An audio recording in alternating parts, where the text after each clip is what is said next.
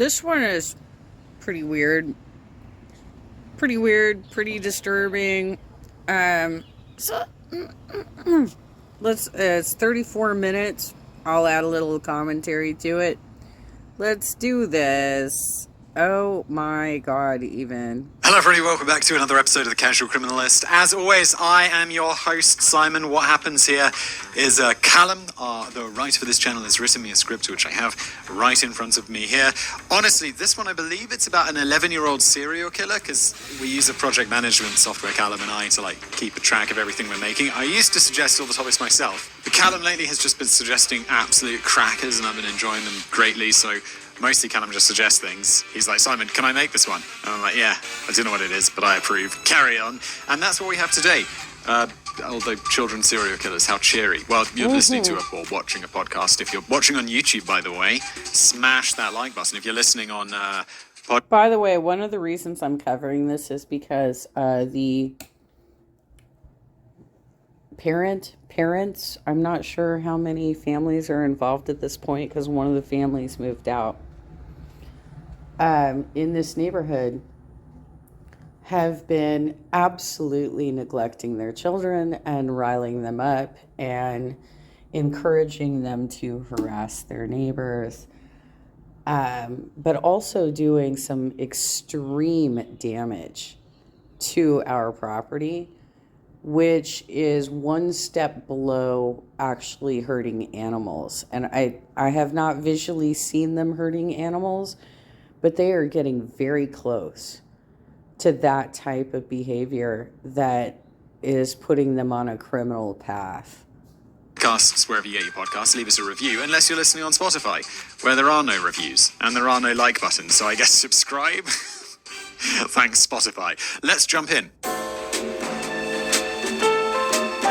That's not actually true. You can follow playlists.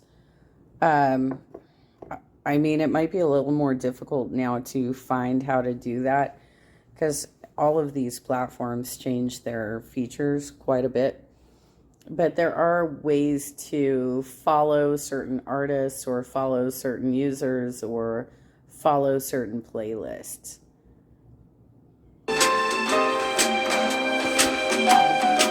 Kids can be so cruel. It's a well-worn cliche which usually refers to a bit of name-calling in the playground or a game of keep away with a backpack. What is keep away? What is going on? I've never heard of this game. It's probably because I was left out of all the fun stuff. It's so lonely. When you start plumbing the depths of juvenile true crime, however, all that schoolyard stuff seems like, well, child's play. Here you discover exactly what our beloved little cherubs are capable of given the right conditions, and let me confirm that their crimes can be every bit as bloody horrible as anything a grown adult can inflict. While their peers are playing with dolls and finishing up their homework, these little terrors are sharpening their favourite knives, torturing the local cats, or worse. Yeah, I mean, look, those, look out for future serial killer thing, isn't like torturing animals? What was that TV show? That was really nicely made. I'm drawing an absolute blank on it, where they profile the serial killers, and it's got those two... I don't even remember it. It's got the... I don't know if that's the one that you were actually thinking of, because I think there was a different one that might have even actually been called The Profiler. But yeah, it was something where it was... Wasn't it The Mentalist or something like that? From Fringe. Never mind. But there's this show where they profile people. I'm like, dude, if you're torturing animals as a kid, you're going to grow up to be a right psycho. Get into therapy now. The subject of today's Casual Criminalist short is Callum, this is a short. Listeners, if you can't see this seems like a fairly substantial script. I'm not sure how short this was going to be. I was like, Callum, 15 minutes, yeah? And then they arrive, and I add all my own fluff, I suppose. In this short is one of the youngest murderers in the history of the UK, whose crimes will make any parent shudder. But mainly, this episode is for all you 30-something singletons out there. The next time someone asks you why you don't have kids, raise your finger to their mouth, sit them down, and recount the story of Mary Bell, the 11-year-old serial killer. Oh, God. I have a kid who's a little over 1 year old. I hope they don't become a serial killer. That would kind of be a bummer. The murder of Martin Brown. Also, because I know you don't want to blame the parents, but look, if you And I don't want to say that, like, every person who's a psycho, because No, you absolutely can blame the parents, because one of two things happened here. Either there was some serious abuse causing this psychosis, or they were aware of her odd behavior and did not take her to a therapist or a psychologist or psychiatrist or whatever. But apparently they ignored the problem. So yes, parents, you do have a responsibility for your children's behavior. obviously there's mental aspects as well, and maybe some of it's just how you're born. But it's like, there's definitely going to be a correlation between criminals and, like, the quality of the parenting or something like that. So if my kid becomes a serial killer, people are going to be like, Simon, what did you do wrong? I don't want that. Don't do that, kid. It's the evening of Saturday, the 25th of May, 1968. The parents of a 4-year-old named Martin Brown are starting to get worried because their little boy hasn't come home yet. Martin and his family lived in a working-class neighbourhood in Scotswood, Newcastle, in the northeast of England. This was back in the days when it was normal to let kids roam the neighbourhood from a young age, because apparently stranger danger wasn't invented until the 1990s. Little Martin was in the habit of heading out on his own to play with friends, coming back home in the late afternoon for tea. That's what we call dinner for all our non-Brit listeners. Well, I mean, we also call dinner dinner. Don't we call them teas like at 4 o'clock, where you have, a cup of tea and some biscuits or something? I don't know. Do people really do that? My nan used to do that. Used to have tea with my nan. And I think she would also call dinner tea. This is all very confusing. Why can't we just agree on some words, British people? Also, it's been a long time since I lived in the UK, so I kind of beget this stuff. His parents didn't think they had any reason for worry on that sunny weekend. All the local kids knew each other and would generally look out for the younger ones among them. As things turned out, it was some of those local kids who ended up finding Martin's body just one day after his disappearance. And that is the point. Everybody, I like to point out where this got dark quickly. Well, it's in the 6th paragraph today. So I think we're in for a bit of a rough ride today, folks. Martin had died in an abandoned house not far from his home. 2 boys from the neighbourhood had been playing there when they came across the body, and 2 girls joined them soon after. They reported what they'd found, and Martin's parents were understandably devastated. The police had little to offer them by way of consolation or explanation. When they inspected the body, they found no serious injuries to suggest the boy died violently. There was only a small amount of blood on his face. Near the body was an empty bottle of painkillers, suggesting that Martin had somehow got his hands on the pills and accidentally overdosed. That was enough for the police to rule the death as accidental, even though nobody could explain how Martin had acquired the pills in the first place. Let me remind you, this was 1968, and forensic science was very much a thing. It makes you wonder why the police didn't bother with any of that fancy pants toxicology stuff that we've always talked about on the show. Immediately, I'm thinking, well, he ate the pills, didn't he? So is there any reason to do that? What we might want to investigate is, was he forced to eat the pills? Did someone, shove them down his throat or something? But maybe there's some foreshadowing. Although, to be fair, I've been to Newcastle before, and in some parts the locals still think cameras steal their souls. It might just be a while in the UK. If you're from the south, I'm from the south, we kind of, there's a little bit of friendly banter between the south and the north of the UK. I'm going to guess with this. I don't know where Callum's from, actually, but I'm going to guess that he's probably from the south. It might be a while before they fully make it to the 20th century. Also, I had a friend who went to university in Newcastle, and we used to go visit him, once or twice a year, me and a friend I went to university with. And I was walking on the street, and I can't even remember what he said, but some guy asked me for a cigarette in some northern slang. I had no idea what he was saying, because he had a super strong accent, and he used all these, slang words that I didn't understand. It's like they speak a different language. You go to Scotland, even more confusing. Regardless, there were plenty of reasons to be suspicious. Perhaps the most... the camera's stealing the souls. Oh, let's go back to the horror. Perhaps the most glaring was the incident at Martin's nursery school. It was broken into and vandalized several weeks after his death. Someone had smashed up the furniture and thrown tables around the classroom. When the police came to investigate, they found 4 scrappily written, handwritten notes claiming that Martin's death was not an accident. One read, "I murder so that I may come back." And another said, "We did murder Martin Brown." I mean, this could just be kids. Throwing tables around. We. So, does she have schizophrenia? We did? Definitely something I never did at school. Allegedly. Those are slightly strange things for a bunch of 4-year-olds to draft up with their crayon. Oh, they're 4. Okay. I mean, it could be older kids messing around. I mean, in a really horrific way. I think, I didn't know it. There were no murders when I was at school. No one in my school, as far as I'm aware, was murdered. And I think, like, even if you were really into pranks and messing around and, you know, being a bit naughty or whatever, I don't think we'd ever have gone that far. So it was clear that they had been left behind by whoever trashed the classroom. The cops must have had their top detective pulling a 24-hour shift, staring endlessly at the notes on his pinboard, wondering, what does it all mean? All they had was 400 admissions of murder placed inside the classroom of a child who died mysteriously. Who could have possibly known it meant he was... Did he say 400 admissions of murder? 400. murdered. Not the Newcastle police anyway. They decided it actually had nothing to do with the crime. Apparently the kids of Scotswood had a pretty dark sense of humour, as the police just wrote off the affair as an act of juvenile vandalism. Look, I mean, I did that same thing myself, but I'm not a police officer responsible for investigating this case, and I'm not saying... And also, for my neighborhood families that like to stock up on my social media and watch my shit all the time, we had a pretty serious vandalism of the pool bathroom, the female pool bathroom, where you center your operations of harassing people around this neighborhood. And the Orange County Sheriff identified that it was 2 teens. What are you doing with your kids?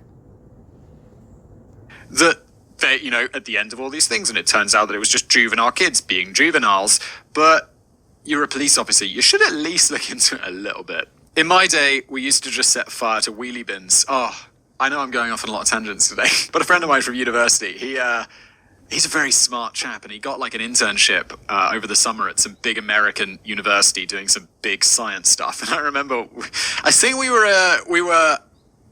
were living together in a house at that time. And he was saying how he was applying for it, and it was an absolute nightmare to get a visa because he had a criminal record. Because when he was a kid, he set fire to a trolley, like I think Americans call them carts, the thing you push around a grocery store.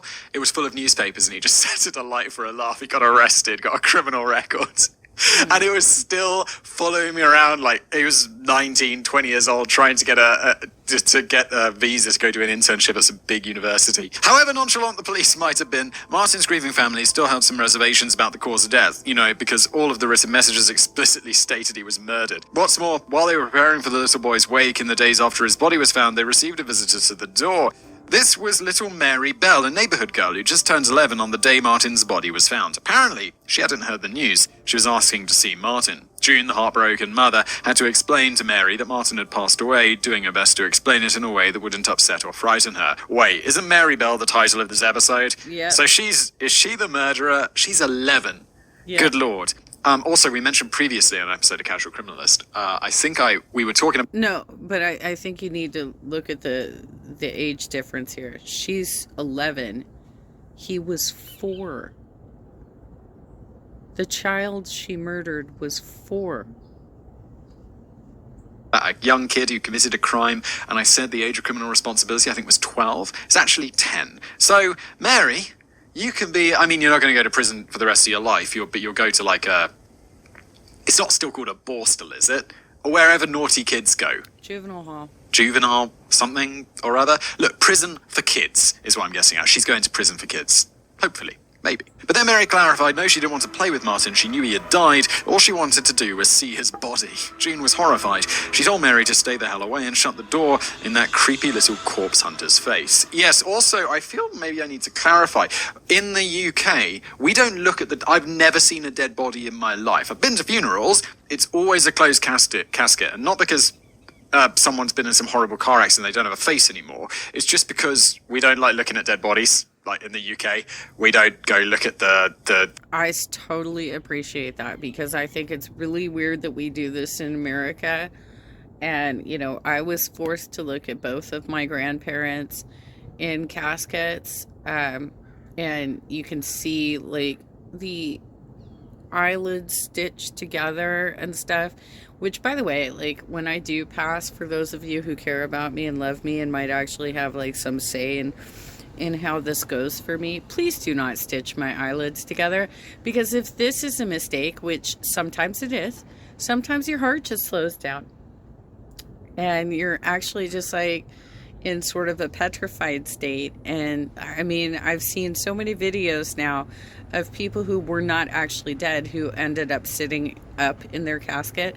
Can you please please don't fucking stitch up my eyes if you think I'm dead. Just close them, and let me sleep until we decide whether or not I'm really dead. Because I do not want to be buried alive. The corpse sitting there, we find that weird. It's just not really done. What she didn't know was that this wouldn't be the first time Mary had seen Martin's body. She had been one of the girls who'd arrived after the two local boys found him in the first place. The other girl was Norma Joyce Bell, who was no relation despite their matching surnames, although the gene pool up north is pretty small. Callum, you're being savage, taking it too far. The poor northerners, but true. So, you're already aware that this episode isn't called Mary Bell, the little girl who liked looking at coffins, so I'll stop beating around the bush. When the two girls went to the abandoned house on the 26th, they had actually been returning to the scene of Mary's crime. She had lured Martin there the day prior, promising him sweets. Once inside, she strangled the little boy to death with her bare hands. She was just 10 years old at the time. The next day, she had told Norma, herself just 13, what she had done, and took her to the crime scene to prove it. When Mary returned to school the week after, she started bragging to her classmates about her crime. Kid, this is so messed up. What are you up to, Mary? However, she was a renowned BS merchant, so like the police, her classmates just wrote it off as a bit of childhood make-believe. And let's return to the police for a second. Mary had essentially committed the perfect crime, meaning Newcastle's finest had been outwitted by a killer who wasn't even old enough to buy cigarettes. What happened next, though, would make everyone start paying a bit more attention to the boasting of this troubled little kid. I think, does troubled really cover it there, Callum? She murdered someone and then bragged about it. The murder of Brian Howe.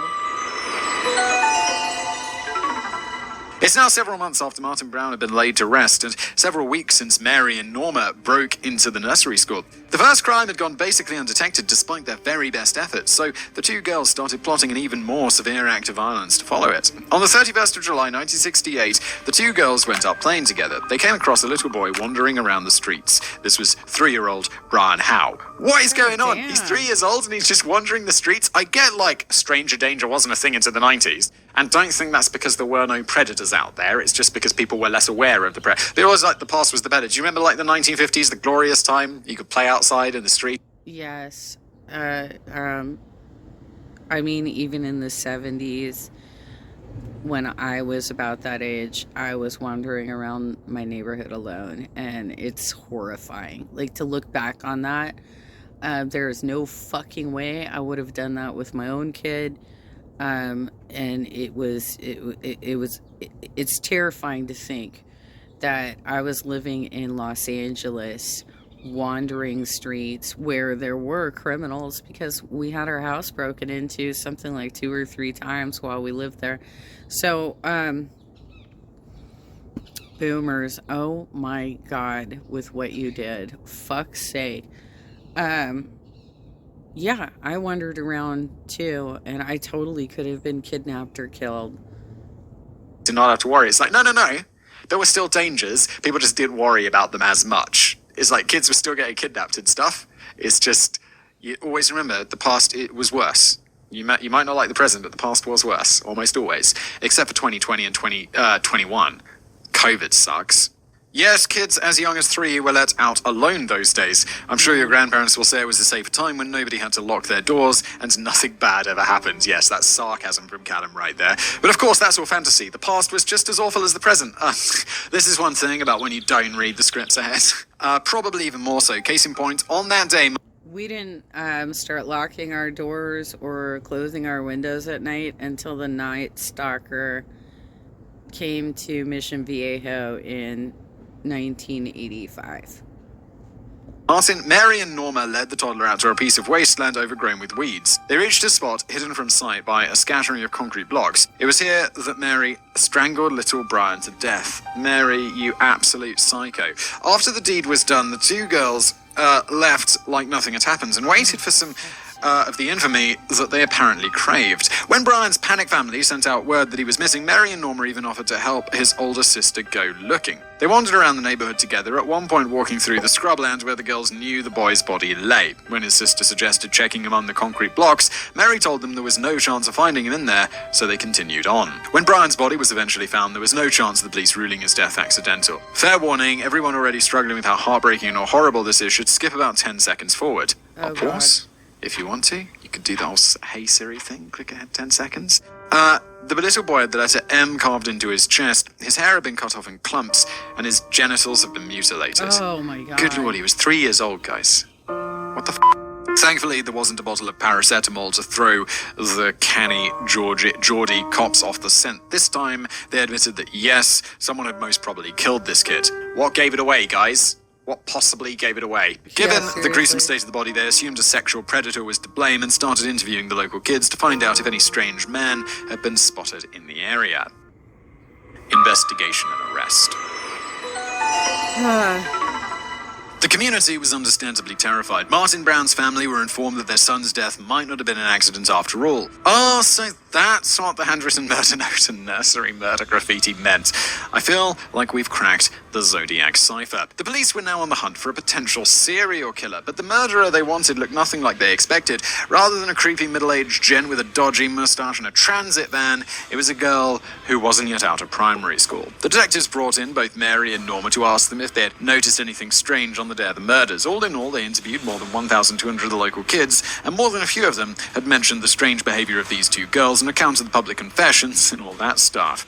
In addition, Brian's parents reported seeing Mary on the day of the funeral. She was watching the procession leaving their house while laughing and rubbing her hands together. Oh my god, what? Mary, I know we've already established you as a total crazy. What is going on with you? You're like a 11-year-old supervillain. When Norma was brought into the interview room, she could barely contain her excitement at the mention of the murders. She smiled when she told what had happened, but didn't offer up any useful details. Treating the murder of a 3-year-old like a joke was strange enough, but Mary was acting even stranger. When detectives quizzed her on her schoolyard boasting, she wouldn't give them a straight answer. Eventually, she opened up a little, telling them that she had actually seen someone with Brian Howe on the day of his murder. A local 8-year-old boy was playing with him near the wasteland. As she walked by the two of them, she even saw the older boy hit the toddler in the face. There was just one problem with that version of events, though. The boy Mary accused had actually been at the airport on the day of the murder. What's more, Mary had curiously mentioned one thing which she had no right knowing. She told them that the boy was holding scissors. The details of the murder hadn't been released to the public yet.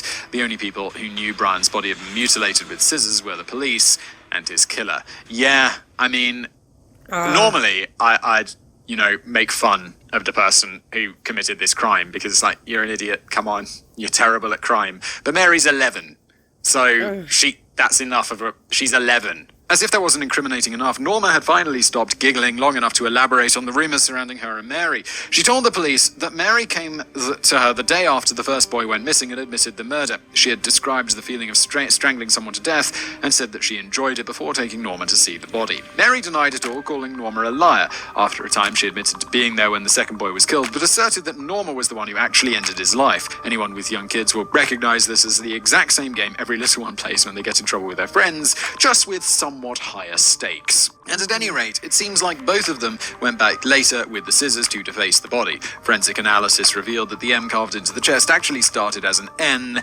before being modified. Yes, also I believe, I'm not certain, but if this was, let's just assume they're adults and it's present day, obviously I'm not sure of the law in the 1960s, they would both be guilty of murder because whoever did it, the other one went along with the crime and knew that would it be grievous bodily harm would be committed, so they'd both be guilty of murder. I'm not certain of that. It's been a long time since I studied that stuff, but because it's some sort of gang thing, so like to get people, if you're in a gang and you foresee that someone else is going to murder or commit GBH, then you'll also be guilty of the crime to stop gangs, I think. It's been a long time. Anyone in the comments, feel free to correct me on that. In the end, though, both girls were arrested and both were charged with murder. Eventually, though, Mary confessed that she had been the one who actually killed both of the kids, while Norma stood on the sidelines. Norma was eventually let off the hook as a bystander rather than a perpetrator, but I hope someone in the court system hooked her up with a psychiatrist regardless. Oh my god, yes. Please, yes. I mean, not to question the wisdom of a judge of the British Crown and an esteemed jury of our citizens, but if Norma had carved her first initial into the body, I'm pretty sure that that in itself is a crime. Maybe we can get some legal experts to look into the matter, but I'm 99% certain it's not cool to cut corpses with scissors. Yeah, there's got to be some, like, desecrating the dead or something, right? Whatever the case, it would be Mary who bore the brunt of the consequences in court. Oh. Mary's own life. Now, I'm sure you can imagine that the tabloids had a field day with this one when it went to trial. The only thing they love more than sports and gossip are stories about killer children. As far as they were concerned, this was a classic case of a bad seed, a young girl who was evil by nature, rotten to the core. But we here at Casual Criminalists consider ourselves something of an anti-tabloid. Good, the tabloids are the worst. The news in general is the worst. And it's just become, I don't want to be, I rally against people like, oh, everything was better in the past, but I do feel like news journalism was a little bit better before the 24-hour news cycle, before, clickbait headlines. It's just all these days, isn't it? As far as they were concerned, you don't come here for me to spew some fire and brimstone and condemn the wicked of the world to hell. That's what my upcoming channel is for, The Erase Evangelist. Instead, people would be, because I got so many, if you're just listening to this and you have no idea who I am, you're just like, this guy does this Casual Criminalist podcast. I have like 9 other YouTube channels and podcasts and stuff, so it's not, people will be like, hey, Simon is going to start this. He's going to start The Erase Evangelist. I'm not, don't worry, it's just a joke.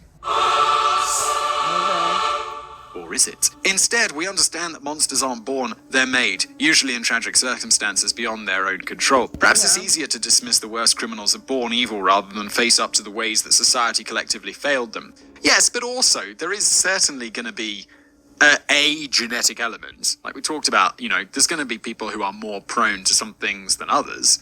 I don't think it's all nurture. Some of it's going to be nature. I'd guess more nurture, but early trauma can have devastating effects in later life, and Christ, it's hard to imagine a more traumatic young life than Mary's. It started with the rather depressing episode of her birth. Mary's mother was a teenage prostitute, only 16 years old when she gave birth to her. She had no idea who the father was, and amazingly for her age, this wasn't her first child. Some reports state that Betty ordered the midwife to take that thing away from me when her newest bundle of joy was born. Her attitude hardly improved as the years went on. Mary's older sister once had to go recover her from another woman's house because her mother had tried to give her away. The woman who took her in had been unable to have children of her own and was desperate to adopt. Still, when Mary's sister came knocking, she readily returned her to where she belonged. I don't know, sounds like she'd probably be better off with just about anybody else. Yeah. All things considered, this was probably a terrible turn of events for Mary, missing out on her chance at a home where she might have actually been truly wanted. Even if the other woman had been an awful mother, she would have been 100 times better than a biological one,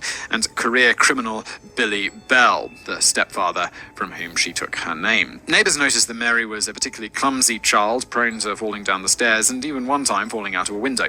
In another accident, she swallowed a huge dose of sleeping pills and had to be rushed to hospital. How do you... I guess kids are kids. They can do it. I'll be like, we have to, as having a kid, there's all this childproofing and stuff. You got to be so careful because you just be like, look away for a second. It's like, what is that in your mouth? How did that get in your mouth? And what is it? Open your mouth now. Really, her mother was the one behind the vast majority of these misfortunes. Oh, brilliant. Well done. Whether or not she was actually trying to end Mary's life is up for debate. Some psychiatrists would diagnose Betty with a condition called Munchausen syndrome by proxy, which I believe I know because of the TV show House MD. Munchausen's is where someone wants attention from doctors, and Munchausen's by proxy is going to be where they use someone else, like a relative or a child, to get attention on them from doctors. Yeah. Munchausen syndrome is when a person feigns illness or injury, or eventually intentionally induces it, purely for the sympathy and attention it gains them. So not just from doctors, but the sympathy in general. The same symptom by proxy, as you can probably guess, is when someone else does this to someone close to them. Perhaps Betty was inflicting misery on her daughter because she was addicted to the soothing words of her friends and neighbors, or perhaps it was really just simple sadism. That's not the worst of it, though. In later years, Mary revealed that her mother had actually forced her to work as a prostitute from a young age. Good lord, what is this? It's never been explicitly backed up by anyone who knew her back then, but if the story is true, it could have begun when she was as young as 4 years old. Oh my God. What is going on? One can only imagine the kind of psychological trauma that would cause a kid. Jesus Christ. It's also reported that when she was around that age, Mary watched one of her friends was run over and killed by a bus. Perhaps this planted the seed, which led to her fascination with death in the years that followed. This is super intense. By the time she reached double digits, Mary had already suffered more than most people endure in a lifetime. Unfortunately, without anyone to save her from that environment or help repair the damage it caused, she turns to inflicting the same pains on other children, a desperately twisted way of reclaiming the power which had been so violently taken from her for years.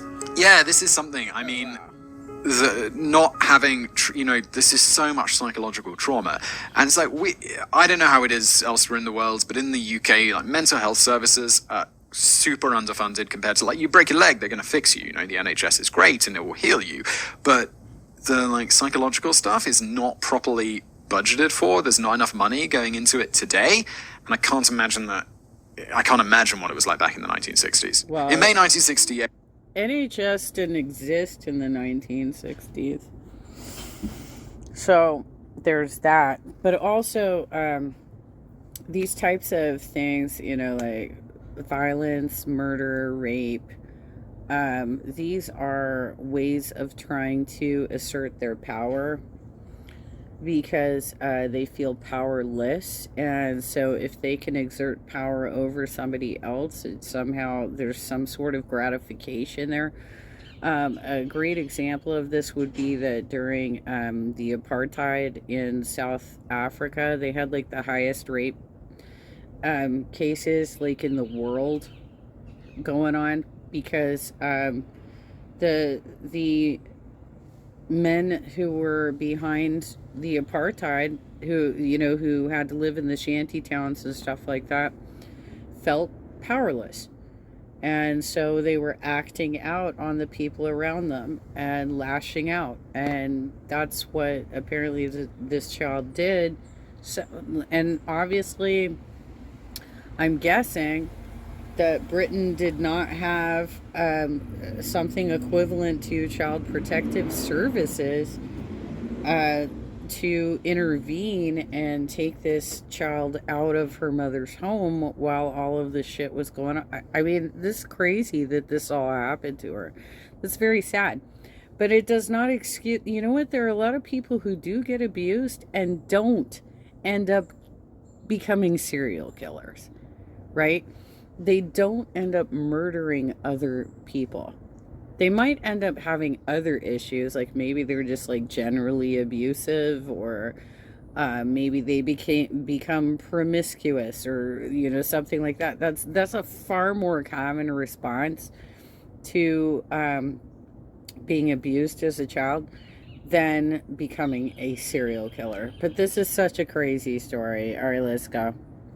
Mary was present when a 3-year-old fell off the top of an air raid shelter in Scotswood, suffering broken bones. Not long after, several mothers from the local area reported that the girl had tried to choke their children while they were out playing. Mary got off with a light warning, which soon led us to the events that had you losing your faith in humanity for the past 20-ish minutes.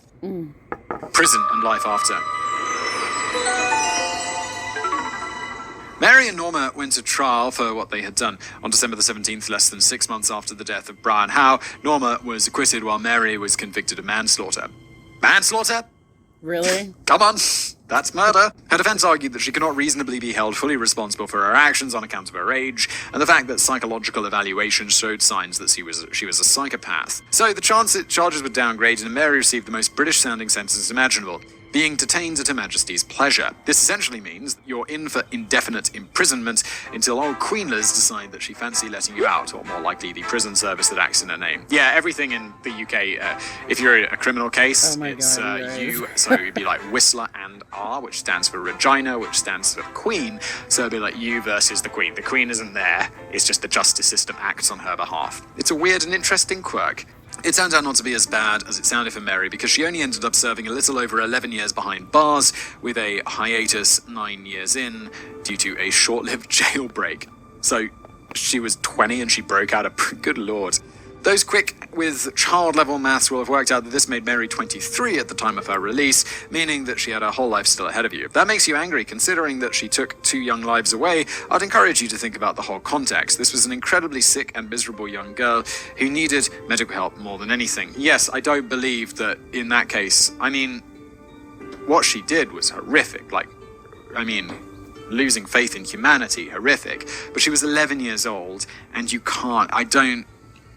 just a very quick judgment here, but I don't really think it's moral to lock someone who's done that up for the rest of their lives. I know there was an interesting article, it might have been in some magazine like Wired, probably not Wired, but one of these, magazines that's this long-form pieces of journalism that are often quite interesting, about life without parole in the United States and how kids had committed crimes, bad crimes, horrible crimes, but they were sentenced to life without parole. So you are in prison until you die, which is super intense. And I don't think in this case I would want that for Mary. She needs help. She's a psychopath, which, I don't know, she always needs to be looked at, but I don't think she should spend the rest of her life in prison. And I don't think, God, that's so hard to say, but what if it was your kid who was killed? Because I'm like, I don't think I'd want that. But then I think about my kids and I'm like, maybe I would want her to go to prison forever. Well, good news, this is the Casual Criminalist where we look at cases. It's not the moral judgment criminalist. That would be a terribly named show. Let's move on. However, the judge at her sentencing lamented, "It is a most unhappy thing that in all the resources of this country, it appears there is no hospital available which is suitable for the accommodation of this girl." So Mary was shipped off to an all-boys facility, where it was reported by the BBC that she had been at the centre of a sex and pornography scandal. Hardly the environment that a mentally ill child needs. So she was moved to a suitable juvenile prison in Cheshire and several other facilities afterwards. By the 1980s, her psychiatrist ruled that Mary had been cured of her violent conditions and was fit to re-enter society. But the opinions of some fancy university folk weren't going to make this fly with the tabloids. Well, who cares? Goddamn tabloids. Leave it alone. Despite the fact that Mary's release was subject to strict observation and terms, the papers were loath to let her off the hook with just 11 years. The authorities did their best to avoid a media circus by giving the young woman a new identity to live under, but that only delayed the inevitable. When a vulturous reporter puts their mind to it, there's no ethical violation too great. As if you needed proof of that fact. Oh boy, we didn't. Tabloid journalism. Oof. But for years, the papers allowed Mary's mother to turn a pretty profit from the tragedy, selling stories which often included letters and notes she claimed were written by her daughter. And by the time the parasitic press found Mary herself, she wasn't the only one whose safety was at stake. Mary had given birth to a daughter on the 25th of May 1984, the exact same day she had taken the life of a child 16 years prior. She had brought her own into the world. Mother and child soon had to flee from their home when an investigative reporter tracked them down. After uprooting their lives and moving to a new town, the family managed to live in peace for 14 years before the papers found them again. At this point, Mary's teenage daughter had no idea about her mother's past. It wasn't until the news vans and reporters descended upon their street en masse that she had to explain to her daughter who she really was and what she had done. They ended up fleeing the house as well, covering their heads with bed sheets in an attempt to prevent their faces from being broadcast to the public. Smart move. The people of Britain were worked up into a frenzy over the case each time Belle resurfaced. Her story had left such a black mark in the memories of a whole generation that some thought she might be subject to mob justice even after all the time that had passed, should she or her daughter's face become known. Her legal anonymity was expiring soon too, which would have opened up the floodgates. So in 2003, Mary launched a successful court case to guarantee lifetime legal anonymity for her and her family, including her future granddaughter. If you're still angry at the fact that Mary Belle's daughter and granddaughter escaped ongoing punishments for her crimes, no, we're not. Why would we? They're not. They're completely different people. Then I don't know what to tell you, except that I reckon you've got a promising career in the DPRK's Ministry of Justice. Yeah, if you don't know, as much as we don't know about North Korea, apparently there are, the internment camps where if you've committed some crime against the state or whatever, they'll ship you off to. But not only you, they'll also ship off your children and your children's children. So there's like 3 generations of punishment for one person committing crime, which is exactly what Nazi Germany did. obviously insane, but it's the DPRK, so okay. We in the modern world don't really go in for multi-generational sentences though, so it's probably for the best that the courts declawed the reporters who were set on shaming Mary Bell for life. She had been unmasked for the last time, and it's thought that she's still alive and well, living out her life somewhere under the name something something, and that's the way things will stay. I really hope. As But long as she's also not the killing courts people and the anymore. justice system, I really, really, really hope you're still keeping an eye on her, because you know who she is, and there are people out there who know who she is, and I hope they're extremely competent police people. Wrap up. Whatever your opinion on the punishments handed out to Mary Bell, I think we can all agree that there are no winners in her story. This is the Casual Criminalist column. There are rarely winners. Our sympathy goes out to the victims, the little kids who never got a chance to grow up, go to school, get married, or have kids of their own. After that, though, it's only right to recognise Mary as a victim in her own right. Because basically, kids don't do this stuff. It takes a massive amount of deeply inflicted pain to turn them towards extreme acts of violence, even if some might have more of a predisposition than others. What I mean is that even if you believe that some people are just born with innate violent inclinations, it's undeniable that with a safe and loving home, the lives of these kids turns out very, very differently. No doubt. Nurture trumps nature in the end. But in Mary's case, she was a child so horrifically treated that she likely forgot what it meant to be kind at all. Yeah, this is what the parents in my neighborhood need to consider, that your kids are lashing out because of how you're treating them in the home. There's no reason that kids in an affluent white community should be trying to damage our property, harass their neighbors, and cause absolute chaos, vandalize the bathroom, destroy the gates. We've had welders by several times, take razor scooters and slam them into the landscaping, stay out late at night in the cul-de-sac making noise, doing it in various areas of the property, because I have heard complaints from many people. Something is happening in your homes that is causing your kids to lash out and misbehave and treat your neighbors with disrespect. Today we've covered two stories, really. The first about a horrible pair of murders, the second a horrific study of childhood abuse and its consequences. With that in mind, we've dropped some important phone numbers in the description to call if you believe a child you know might be suffering any abuse of any kind. Thanks for doing that, Callum. That will be on YouTube. I'll also read the numbers at the end of this episode for people who are listening. The hotlines are completely anonymous, and I think we'll be covering US and UK, which is the majority of the listenership, and I'm sure Google will, if you're in a different country, will provide. Thankfully, our attitudes and safeguards have evolved a bit since 1968, so a little bit of whistleblowing can go a long way, and might even save a life or two. That's maybe a bit of a heavy note to end on, but you are listening to a show about a child who killed children. Did you expect to finish with a spring in your step? No, I did not. Oh. Dismembered appendices. Number 1. Mary Bell's account of a horrific history of sexual abuse arose in a 1998 book by biographer Gita Sereny titled Cries Unheard, The Story of Mary Bell. The book caused a bit of a stir, to say the least. It was revealed that Mary had received payment for the interviews within, which drew the ire of the papers and the government of Tony Blair, who tried to ban it before it went to press. Number 2. A quick word on that jailbreaker glossed over earlier. In 1977, Mary was imprisoned at Moor Court Open Prison at Stoke-on-Trent, which she just decided to leave. Yeah, open prisons, like for super low-risk offenders, or like people at the end of their sentences, stuff like that, where you can just wander off. They trust you to stay there because, you know, you probably don't have long on your sentence anyway, and you don't want to go back to real big prison. It was an open prison after all, so Mary and another inmate just decided to take a little hitchhiking and boozing trip. Police caught up with them after a couple of days and slapped their unlucky new boyfriends with charges for harbouring fugitives. That's unfortunate. So this has been an episode of The Casual Criminalist. Just let me quickly mention those numbers just in case, you know, social responsibility, etc. The NSPCC is the one in the UK, and that's 0808 800 5000. And then in the US, it is the National Child Abuse Hotline, 1-800-422-4453. And on that note, And well, thank you very much for watching or listening to The Casual Criminalist, depending on how you get this show. If you are watching on YouTube, please do give us a like, subscribe to this show. Wherever you're listening to this podcast, if you want to leave us a review, that is most welcome. Thank you for doing that. It helps get this show in front of more people, which is, well, much appreciated. And thank you for listening.